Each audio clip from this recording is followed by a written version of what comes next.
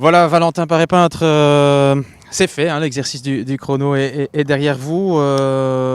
Comment vous êtes senti durant ces 11 km? Vraiment bien, pour être honnête. Je pense que c'est pas un chrono trop mauvais pour moi.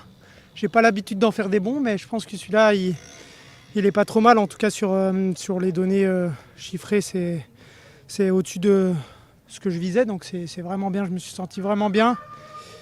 Et voilà, après on verra le temps que je perds au général. C'est important aussi d'être en embuscade, pas trop loin pour la semaine qui arrive.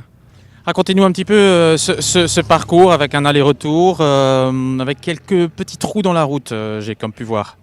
Ouais, c'est sûr, c'est un chrono classique, hein. Il est là depuis quelques années maintenant. L'an passé, c'était pas tout à fait le même, mais il y a 2 ans, c'était exactement le même. Donc la plupart des coureurs le connaissent. Il y a aussi beaucoup d'arrivées du Giro ici, donc on connaît tous le coin. Et c'est vrai que la route, faudrait la refaire pour l'an prochain dans l'idéal. Mais bon, après, on a pas mal de recos pour un peu savoir où passer. Et ça, on évite les trous. Mais c'est vrai que la route n'est pas top. Et aujourd'hui, peu ou pas de vent, on est bien d'accord? Ouais, peu de vent. J'avais l'impression qu'il y avait un peu plus de vent ce matin à la reconnaissance, mais là, c'est vrai qu'il n'y avait pas grand-chose. Et donc cette semaine, le but c'est d'être un peu le plan B derrière Mikel Landa.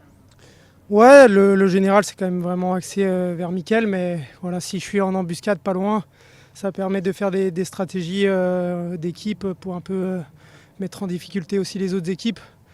Donc voilà, le but, c'est d'être à 100% derrière Mickel, mais ça ne veut pas dire que je vais perdre 3 minutes dès la première arrivée. Merci Valentin, merci. Bonne récup.